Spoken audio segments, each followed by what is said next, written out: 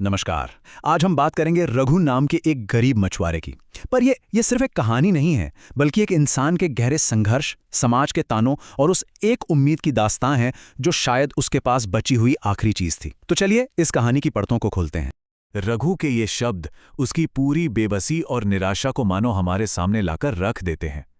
सोचिए, ये सिर्फ एक लाइन नहीं, बल्कि उसकी रोज की जिंदगी का कड़वा सच है, जहां हर सुबह एक नई लड़ाई है और हर रात टूटे हुए सपनों का बोझ।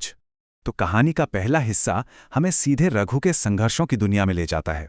और ये लड़ाई सिर्फ गरीबी से नहीं थी, नहीं, ये जंग थी रोज मिलने वाले मजाक और बुरी किस्मत के खिलाफ। एक ऐसी जंग जो उसके हौसले को हर दिन, हर पल परख रही थी। देखिए, रघु की लड़ाई सिर्फ नदी की लहरों से नहीं थी। गांव के मोहन और बशीर जैसे लोग उसे लगातार ताने मारते थे। कभी कहते, देखो देखो रघु को उसकी बेकार नाव के साथ, तो कभी, अरे इस बदनसीब के लिए तो नदी भी खाली हो जाती होगी। और सबसे ज्यादा चुभने वाला ताना था उसके सूने घर को लेकर। ये शब्द थे या तीर जो उसे अंदर तक घायल कर देते थे। लेकिन इस घने अंधेरे में एक उम्मीद की किरण थी, उसकी पत्नी कमला। जब सारी दुनिया रघु का मजाक उड़ा रही थी, तब कमला एक ढाल बनकर उसके साथ खड़ी रहती। कमला के ये शब्द सिर्फ दिलासा नहीं थे, ये वो ताकत थी जो रघु को हर रोज बिखरने से बचा लेती थी। और परेशानियां थीं कि एक के बाद एक बढ़ती ही जा रही थीं। एक दिन उसका जाल फट गया। फिर जब किसी तरह किस्मत से ढेर सारी मछलियां हाथ लगीं, तो मोहन और बशीर ने बाजार में यह अफवाह फैला दी कि मछलियां तो बासी हैं, और नतीजा, एक भी मछली नहीं बिकी। रघु की पूरी मेहनत, उसकी सारी उम्मीदें सब के सब पानी में मिल गईं। और अब कहानी एक ऐसे मोड़ पर आती है जहां रघु अपनी जिंदगी के सबसे निचले पॉइंट पर है, बिल्कुल टूटा हुआ। और यहीं जंगल में उसकी एक ऐसी रहस्यमयी मुलाकात होती है जो उसके चरित्र की सबसे बड़ी परीक्षा लेने वाली थी और उसकी किस्मत को हमेशा के लिए बदलने वाली थी। एक और दिन, वही जीतोड़ मेहनत, और हाथ क्या लगा? सिर्फ दो छोटी छोटी मछलियां। बस यही थी उसके पूरे दिन की कमाई। वो उस पल शायद पूरी तरह टूट चुका था। मन ही मन भगवान से पूछ रहा था कि आखिर ये इम्तिहान कब खत्म होगा। जंगल के रास्ते पर अचानक एक बूढ़ी औरत उसके सामने आ खड़ी होती है। सफेद बाल और आंखों में एक अजीब सी चमक। वो रघु से कहती है कि उसके पास खाने को कुछ नहीं है, और उसकी वही 2 मछलियां मांग लेती है जो रघु की उस दिन की इकलौती कमाई थी। खुद भूखा और निराश होने के बावजूद रघु ने एक पल भी नहीं सोचा और वो दोनों मछलियां उस औरत को दे दीं। ये एक छोटा सा काम था, लेकिन इसमें उसकी पूरी इंसानियत छिपी थी। और जवाब में उस बूढ़ी औरत लक्ष्मी ने जो कहा, वो सिर्फ शुक्रिया नहीं था, वो एक वादा था, एक भविष्यवाणी कि तुम्हारे इस यकीन का फल तुम्हें जरूर मिलेगा। खैर, उस मुलाकात से रघु को एक नई हिम्मत तो मिली, पर घर की हालत तो वही की वही थी।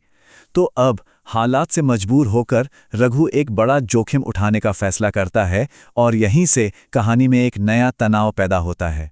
हालात इतने बिगड़ गए कि रघु को गांव के सेठ हरनाम से उधार लेना पड़ा। ये कोई मामूली कर्ज नहीं था। गांव के मुखिया ने इसकी गारंटी दी थी, और अच्छी बात यह थी कि यह बिना ब्याज का था। लेकिन यह सिर्फ पैसा नहीं था, यह एक वादा था, इज्जत का सवाल था, जिसे रघु को हर हाल में निभाना ही था। सेठ ने उसे 2 महीने की मोहलत दी। पहला महीना गुजर गया, लेकिन संघर्ष वैसा का वैसा ही रहा। देखते ही देखते दूसरा महीना भी खत्म होने को आ गया और कर्ज चुकाने का दिन सिर पर आ खड़ा हुआ। रघु की मेहनत के बावजूद पैसे जमा नहीं हो पा रहे थे। समय जैसे रेत की तरह हाथ से फिसलता जा रहा था। और अब कर्ज चुकाने की तारीख से ठीक एक दिन पहले रघु के पास आधे से भी कम पैसे जमा हुए थे। वो और कमला दोनों जानते थे कि अगर कल पैसे नहीं चुकाए तो पूरे गांव में उनकी इज्जत मिट्टी में मिल जाएगी। तो अब कहानी अपने सबसे अहम पड़ाव पर पहुंचती है। इस नामुमकिन सी लगने वाली सिचुएशन में रघु के सामने आती है उसकी ईमानदारी की आखिरी और सबसे बड़ी परीक्षा। एक ऐसा फैसला जो ये तय करने वाला था कि वो असल में कौन है। जब सारे रास्ते बंद नजर आए तो रघु को अचानक जंगल की उस बूढ़ी औरत की याद आई। कमला ने भी उसे हिम्मत दी कि शायद वही कोई रास्ता दिखा सकती हैं। तो एक आखिरी उम्मीद के साथ रघु जंगल की तरफ भागा। रघु जब झोपड़ी पर पहुंचा तो दरवाजा खुला था और अंदर कोई नहीं था। लेकिन अंदर जो नजारा था उसे देखकर उसकी सांसें जैसे थम गईं। वो छोटी सी झोपड़ी सोने और चांदी के गहनों के ढेर से भरी हुई थी। एक पल के लिए उसे लगा, शायद यही है वो मदद, यही है वो रास्ता। रघु अब एक दोराहे पे खड़ा था। एक तरफ उसकी मजबूरी थी, उसका कर्ज था, और दूसरी तरफ उसका ज़मीर, उसकी ईमानदारी। क्या किसी और का धन लेना पाप होगा? ये सवाल उसके अंदर गूंज रहा था। उसे पैसे की सख्त ज़रूरत थी, पर क्या वो अपनी आत्मा का सौदा कर सकता था? और यहाँ रघु का फैसला उसकी ईमानदारी को दिखाता है। सबसे पहले उसने वहीं रुककर उस खजाने की रखवाली करने का फैसला किया। फिर जब शाम ढलने लगी और उसे अपनी परेशान पत्नी की याद आई, तो उसने आखिरी फैसला लिया। उसने उस खजाने को हाथ तक नहीं लगाया और खाली हाथ घर लौट आया। घर लौटकर रघु ने कमला को सब कुछ सच सच बता दिया। उसने कहा, मुझे ईमानदारी का धन चाहिए, पराया और पाप का नहीं। जरा सोचिए, बर्बादी से सिर्फ एक कदम दूर होकर भी उसने अपने उसूल नहीं छोड़े, और कमला ने भी उसके इस फैसले का पूरा साथ दिया, ये साबित करते हुए कि उनका सबसे बड़ा धन उनकी ईमानदारी ही थी। और अब आता है कहानी का आखिरी हिस्सा, जहां हम देखते हैं कि कैसे ईमानदारी का एक काम किस्मत का सबसे बड़ा चमत्कार बन जाता है। रघु के चरित्र को उसका इनाम एक ऐसे तरीके से मिलता है जिसकी उसने कभी कल्पना भी नहीं की थी।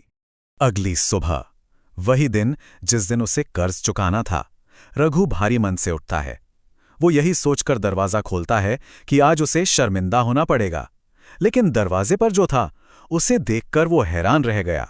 झोपड़ी का वो सारा का सारा खजाना, वही सोना, वही चांदी, सब कुछ उसकी दहलीज पर पड़ा था। ये एक चमत्कार था, जैसे किस्मत ने उसकी ईमानदारी का इनाम सीधे उसके घर तक पहुंचा दिया हो। जब रघु और कमला वापस जंगल में उसी जगह पर गए, तो वहां कुछ भी नहीं था, ना कोई झोपड़ी, ना उसका कोई निशान। वो जगह बिल्कुल खाली थी। तब उन्हें एहसास हुआ कि वो बूढ़ी औरत और वो खजाना कोई और नहीं बल्कि एक देवीय परीक्षा थी, एक ऐसा इम्तिहान जिसमें रघु की ईमानदारी की जीत हुई थी। तो रघु की कहानी हमें एक बहुत गहरे सवाल पर लाकर छोड़ देती है। ये कहानी हमें दिखाती है कि सबसे मुश्किल हालातों में भी अपने उसूलों पर टिके रहने की क्या ताकत होती है और उसका क्या इनाम मिलता है। तो सवाल यही है कि क्या सच में इंसान का सबसे बड़ा धन उसकी ईमानदारी ही है?